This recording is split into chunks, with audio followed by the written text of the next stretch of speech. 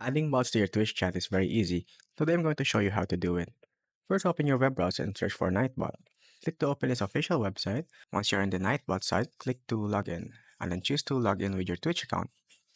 From there, you'll need to authorize Nightbot to access your Twitch account, and after successfully logging into your Nightbot account, click on Join Channel. Nightbot will then provide you with a command. Copy this command. Now open a new tab in your browser and go to Twitch TV. Tap on your profile picture and then navigate to your channel. Open your Twitch chat and paste the command you copied from the Nightbot into the chat box. This action will grant Nightbot moderator privileges in your channel.